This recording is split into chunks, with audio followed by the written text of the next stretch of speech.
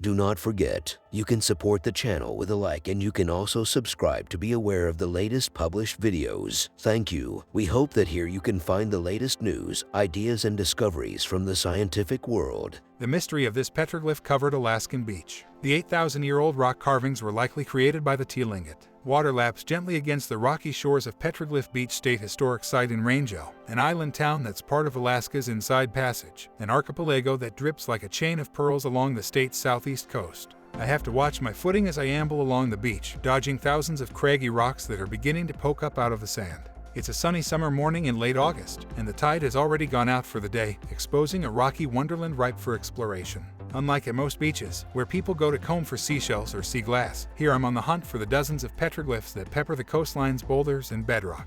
While there are numerous hypotheses about the origins of the more than 40 rock carvings etched here, one of the highest known concentrations of petroglyphs in Alaska and around the world, the one most often agreed upon by archaeologists is that they were etched roughly 8,000 years ago by the Tlingit, an Alaska native group that continues to inhabit the state's southeastern archipelago. But when it comes to the petroglyph's intended purpose, that's where things remain a mystery. According to a placard at the beach's entry, the petroglyphs may have served any number of purposes, including being territorial markers to warn enemies that they were encroaching on settled land, a historical record commemorating a significant event such as a battle or an epic tidal wave that happened here, or underwater beacons to help coax salmon to swim to the mouths of the rivers and streams that feed into the Inside Passage straits. Others believe the drawings mark an important fishing site or settlement. These specific symbols are very unique to southeastern Alaska, says Nicholas Schmuck, a special projects archaeologist with the Alaska Department of Natural Resources. Every time you get a good storm, they can become buried and then later exposed. They also come and go with the tides, causing them to disappear and reappear. The several-acre site officially became a state park in 2000.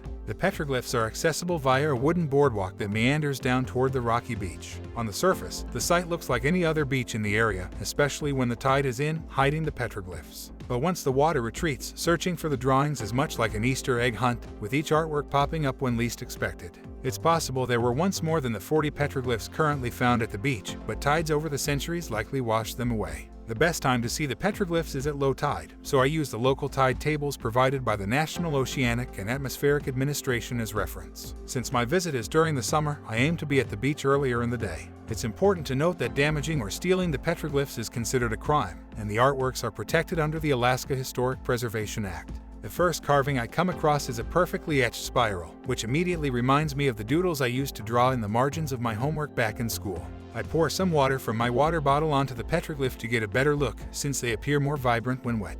As I continue exploring the beach, I stumble upon a cluster of petroglyphs, including a cartoonish-looking face with two ginormous eyes, what appears to be a fish or whale replete with detailed fins, and a bird that called to mind a flamingo perched on one foot. I try to imagine what these ancient people were trying to communicate with their meticulously carved drawings. Did they know that thousands of years later this beach would become a popular tourist attraction?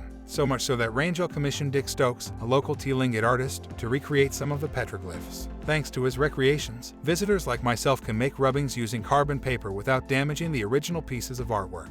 When I talked to Schmuck on the phone a few weeks after my visit, I asked him what his take is on the petroglyphs' purpose and whether there are any clues that can help people like myself better understand their meaning. Wrangell is pretty exceptional when it comes to its abundance of petroglyphs, Schmuck says. If you look at clan houses, they each have different crests. So, it's possible that each of these petroglyphs are a different symbol for the clan.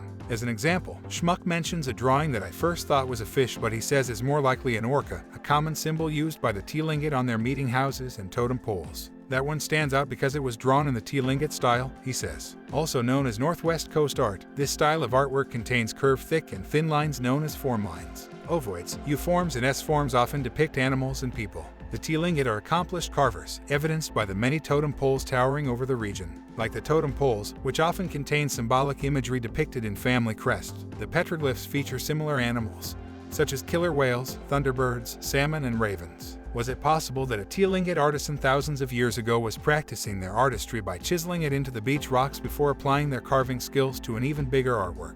It's unlikely anyone will ever know the true intent of these petroglyphs, which simply adds to their mystery.